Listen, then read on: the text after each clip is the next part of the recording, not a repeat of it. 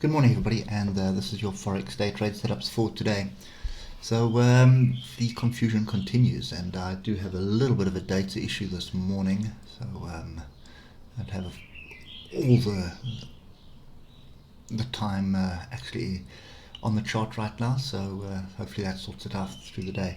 But at the moment, looking to the left, we're still very much stuck in this zone, and I think that is the current line in the sand. And you can see we broke through it, rejected the moving averages, and then sort of came back. And if we get down to the hour, you'll see right now we're below this area. What I would do though is just add my third level in, which is right where price is at the moment. So there's my first tail, there's my second tail, and there's my third. Those are the three levels. Still of the opinion, if we get into this area, we start getting some bullish price action, and oscillators are agreeing with that at the moment.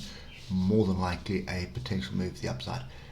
However, narrative is exactly the same as what it was yesterday. If you're on the 15-minute, wait for a break of this channel. So a strong move up, consolidation back onto structure. This is the area of structure right where price is right now, looking for another move to the upside. And I just want to check if we've got diversions. We don't have diversions at the moment, so nothing really else to write home about right now. So this is an important area, and that's basically the moral of the story. It's 113.231, 113.200. If we can find a base here, it may drop to 113.142. If it finds a base down there, then I would be looking for another move at the top of the channel, and then obviously waiting for a channel break. So wait for the pullback and then see if we get the base on the moving averages, more than likely, and then a move to the upside. Moving over to US dollar Japanese yen, different story here. So we've been moving down. We did move sort of back to the moving average yesterday, and if I get down to the hour, you're going to see we did break above it, came back, and now we're sort of just going sideways. So I'd want to see what transpires here. There's a strong possibility that this moves to the downside. So if the euro gets stronger, then logic says that the US dollar Japanese yen is going to get weaker. You'll be looking at a weaker dollar rather than dollar strength. But at the moment we are sideways. So yeah, there's not much structure on this either. So that's probably the closest we've got, and the second level would be around that area. So, and that comes back to this trend line. So if we can find some support here at 114.972, probably 115 is the area to pay attention to. If we can find some bullish price action there, and I would look for it on the 15-minute. There's a good possibility that we move to the upside. So that's probably the only trade that you can see there. You can see right now on the 15 it is sideways, but we are above the moving averages. You can see nice break, come back and test the 155 on the 15 minutes, and now we're sort of hovering to the upside. So 1500 is the area to watch. If we can find some support there, I'm looking for a move up, and then the second part of this is a break above this range of 115.100. You're looking for a break and retest here on the 15-minute. Long you are, stop below the bottom of the range, which is at 115 dead. Moving on to the pound, and British pound, Japanese yen. Still big down, big up, bit of confusion. I do like the way the oscillators are lining up at the moment. We are above the 155 on the 8 hours, so the trend is up here. So what we're looking for is a potential move to the upside.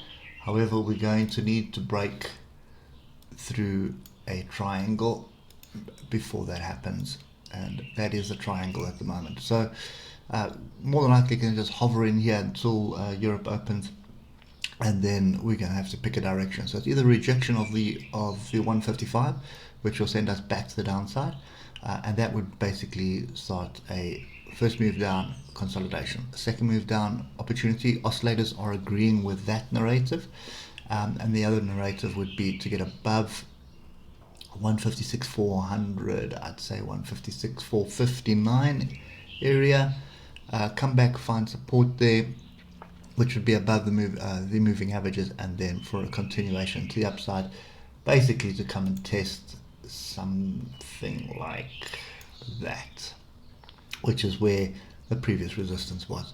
So that's the two options at the moment. I think London breakout strategy would be a good opportunity here.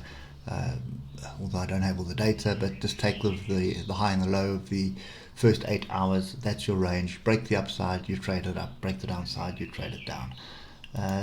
Lastly, moving on to Euro British Pound, and this one again another rejection off the top end. As I said yesterday, pay attention to this. It's a massive area of support. Buyers did come in, and the sellers again climbed in at the top. There wasn't really an 8-hour level there that they sold off, and they blew past all the levels I gave you yesterday.